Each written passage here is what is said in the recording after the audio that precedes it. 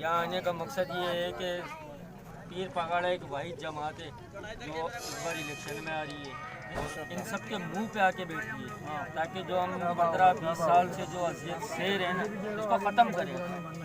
एक नस्ल तो हमने तबाह कर ली, अब हमारी कम अज़ कम आने वाली नस्ल अच्छे रोडों को और साफ़ सुथरी जगहों को देख ले तो हमें ये खुशी होगी। हमारा आने का मकसद ये है कि अपना मोहल्ला अब इकट्ठा करें, जिनको हम आजमाते रहें इन लोगों से अब जान छुड़ाएँ अपनी।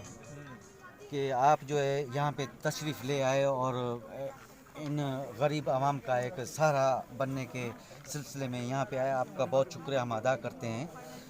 सबसे पहले मैं आपको यहाँ बताता चलूँ कि आप जिन लोगों के पास यहाँ तशरीफ़ लाए हैं ना, ये लोग पिछले अगर आप 10 साल से कह लें या 15 साल से कह लें या 5 साल से कह लें, ये सब लोग जो है पिछले 10-15 सालों के जो है ये सताए हुए लोग हैं। यहाँ पर मुख्तलिफ लोग आए, वो मुख्तलिफ तरह की जो है बातें करके हमें चले गए कि हम आपके लिए ये करेंगे, हम आपके लिए वो करेंगे, हम आपको बहुत सारी सहूलतें देंगे।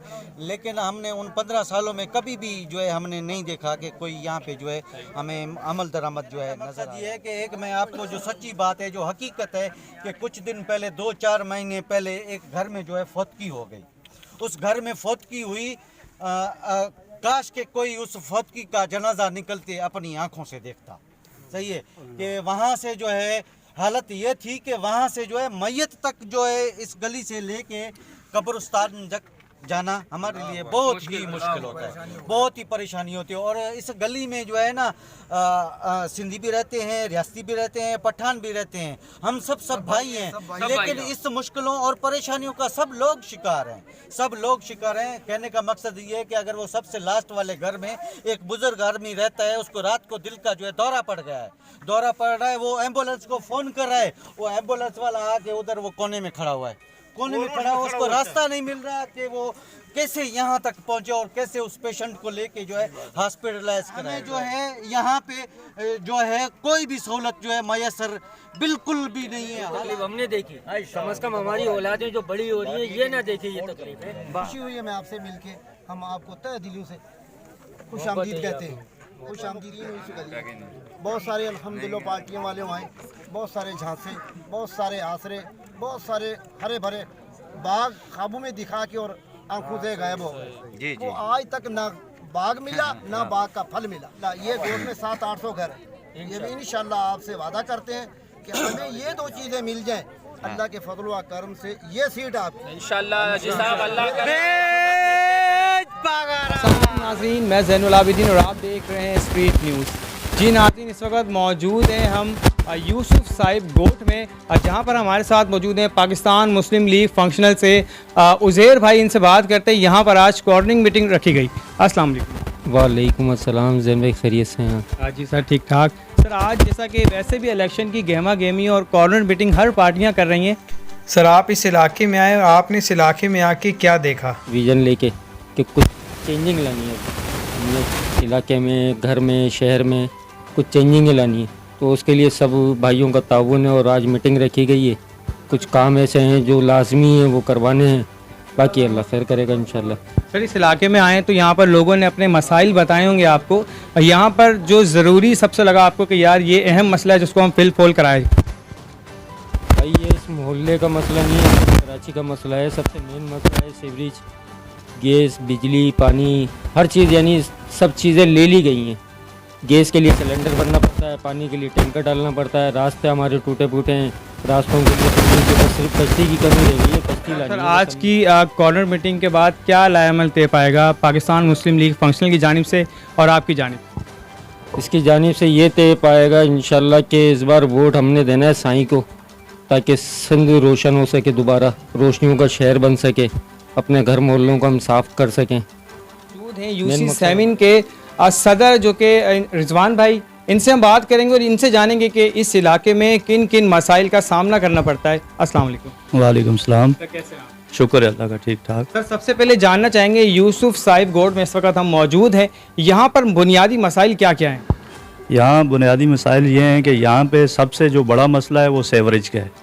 बाहर गलियों में पानी खड़ा है, कोई मैयत हो जाए, कोई शादी हो जाए, कोई भी मसला हो, यहाँ पे हम लोग नहीं कर सकते कुछ भी, ना किसी हम मेहमान को बुला सकते हैं, हमें शर्म आती है यहाँ पे मेहमान को बुलाते हुए। सर, आपसे एक बात जानना चाहेंगे, जैसा कि पिछले जो भी 5 साल या 10 साल गुजरे उस वक्त यहाँ पर इक़्तिदार में कौन था?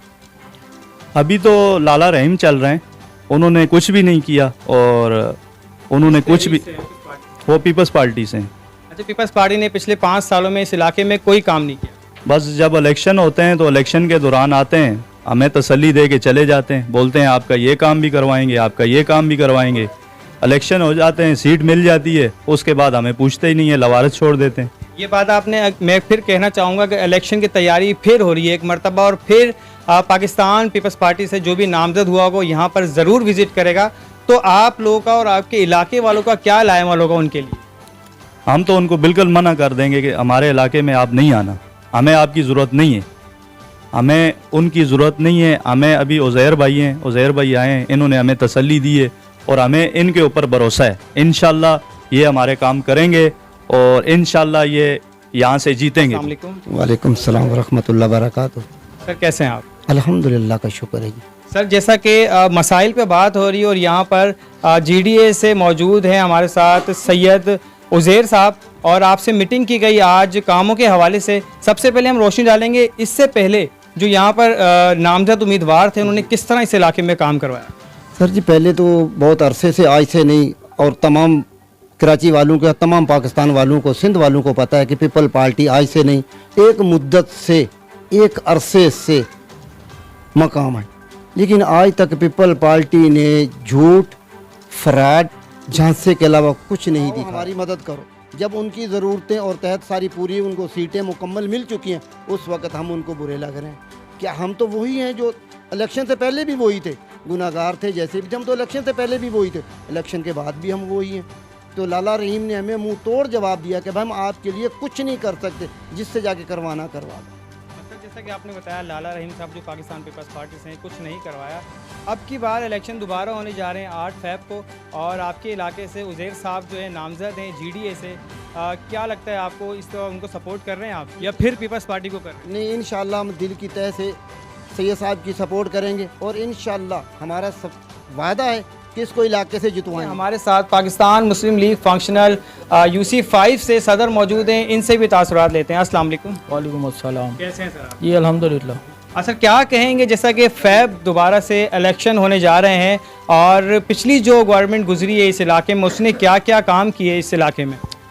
जैसा कि आप तमाम लोगों को मालूम है, पूरी कराची के लोगों को मालूम है कि गुज़िश्ता कई दहाइयों से पीपल्स पार्टी ने पूरी कराची को हाईजैक किया हुआ था एक तरीके से, और उनके काम आप खुद देख रहे हैं, इंफ्रास्ट्रक्चर मुकम्मल तौर पर तबाह और बर्बाद है, कोई काम नहीं हुआ।